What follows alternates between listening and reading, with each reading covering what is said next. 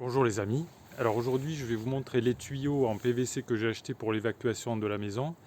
Donc je suis une nouvelle fois allé chez Brico Dépôt et pas de bol en fait, les tuyaux, je vais vous montrer ça tout de suite, ils étaient tout cassés en fait, vous voyez, ils étaient tout pétés de partout quoi, il n'y en avait pas un seul entier quoi.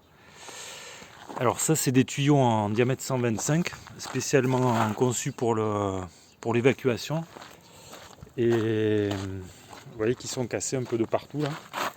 Et ils avaient que ça quoi. Alors ils sont manchonnés avec un caoutchouc là. Et bon du coup j'ai dit au vendeur là, j'ai dit non mais attendez, je vais pas payer plein pot pour ces tuyaux alors qu'ils sont tout pétés quoi. Et bon il m'a négocié le prix. Elle m'a négocié le prix, la dame là, et elle me les a fait à 14 € pièce.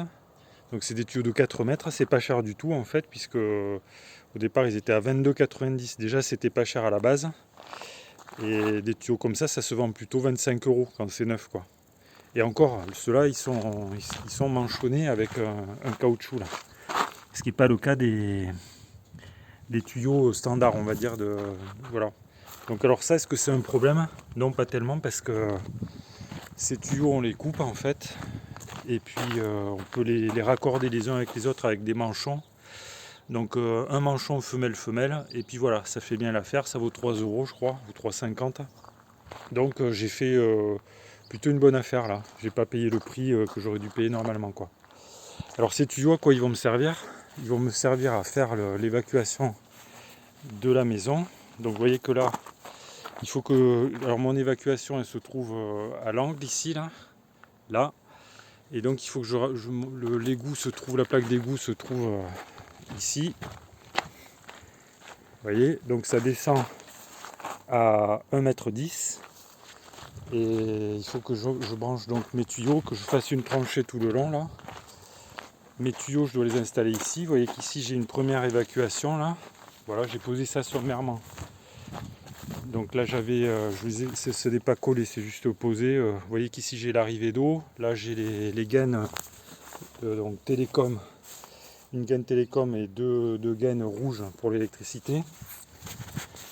Et ici, alors j'avais mis des tuyaux en diamètre 100, mais ils sont trop petits en fait. D'autant que là j'ai un virage, vous voyez. Donc c'est pour ça que j'ai voulu mettre des tuyaux de diamètre plus gros. Donc il faut que je parte d'ici là. Je prends mon virage ici et j'emmène tout ça par là-bas quoi. Voilà. Et donc vous voyez qu'il y a du terrassement à faire. Ici je suis pas au niveau, mais j'ai ce tas de terre là que je vais devoir étaler ici là pour tout mettre de niveau. Je ne sais même pas si j'en aurai assez pour tout faire. Voilà les amis. Donc vous voyez que en fait on peut faire des affaires des fois quand on a des produits comme ça qui sont pas en super état, mais de toute façon du PVC une fois qu'il est en terre on s'en fout quoi. C'est pas parce qu'il y a un petit morceau qui est cassé au bout là que ça empêche de s'en servir quoi. Voilà les amis, donc si vous avez des questions, des remarques ou des commentaires, vous pouvez les faire dans le fil de discussion sous la vidéo.